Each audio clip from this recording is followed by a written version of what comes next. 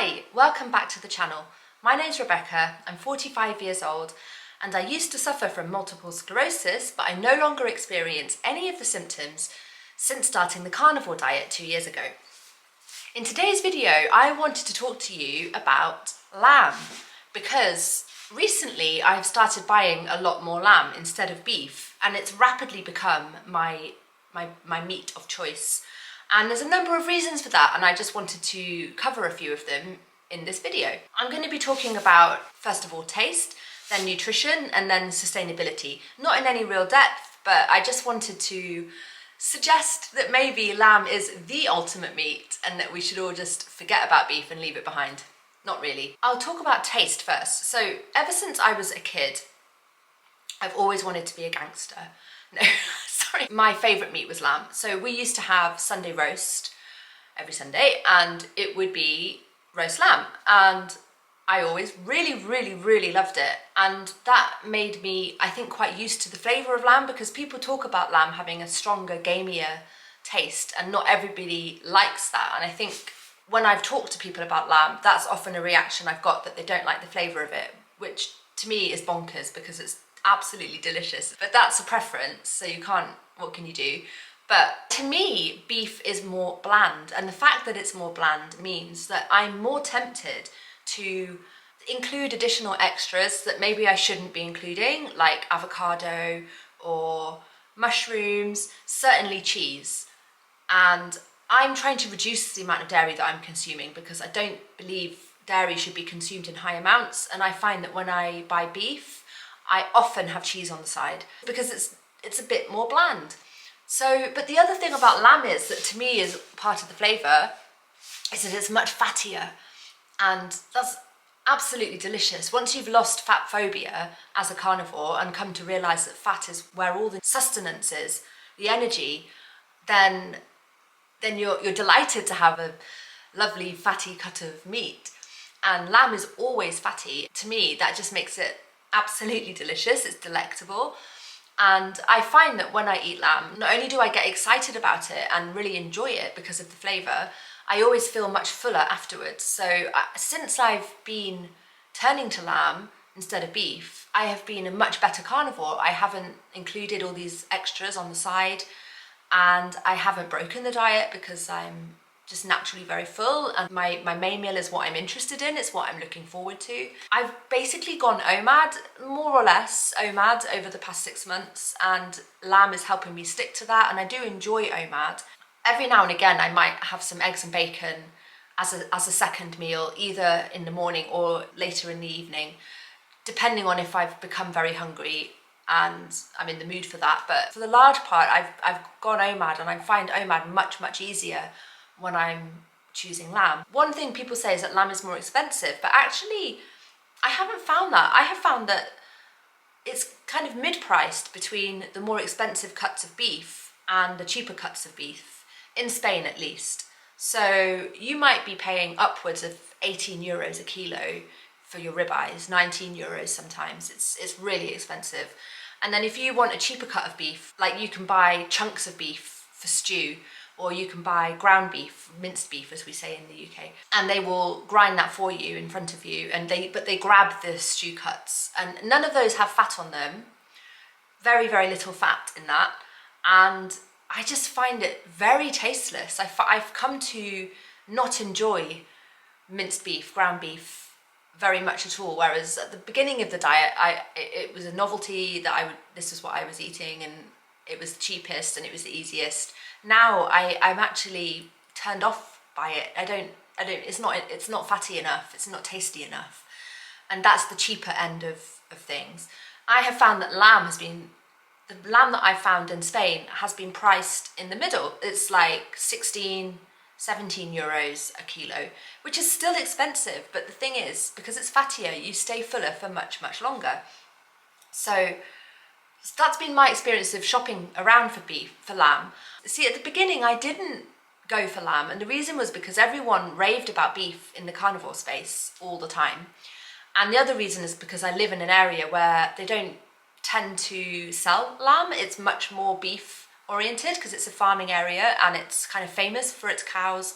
Asturias is one of the like emblems. Like when you go to souvenir shops in Asturias, you'll be surrounded by cartoon images of cows because it's the cow region, right? And different areas of Spain are more land-based, but here it's beef. So I just didn't even think that I could go out and buy lamb, which is my absolute favourite. And then one day I was in the supermarket, Mercadona, which is the national supermarket of Spain, and I came across these lamb burgers.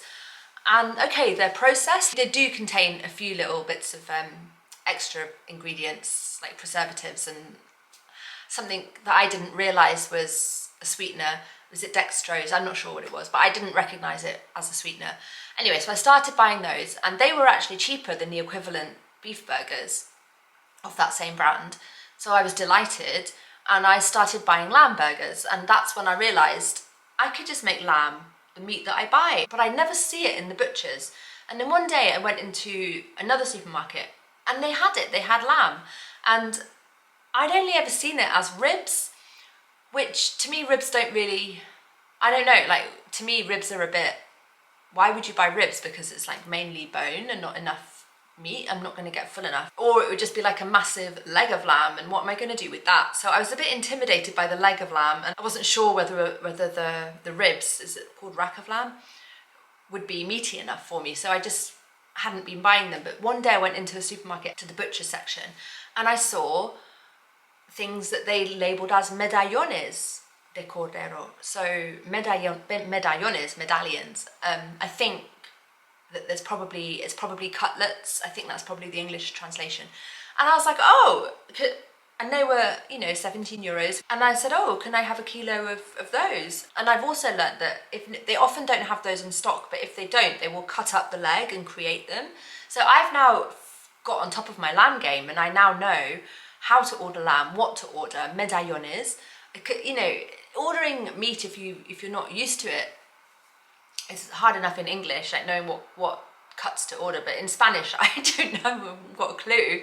So I'm very happy to know what I'm ordering. I will now go into a butcher and I'll ask for medallones of lamb, and they'll often cut them up in front of me, and they're great. Like I think, it's absolutely delicious if you slow cook it, if you roast it, but these medallones, you can just fry them in butter and they're absolutely delicious. So that is now my go-to. I just feel wildly excited about this, because the other thing I've learnt about lamb is that it's actually ever so slightly nutritionally superior to beef.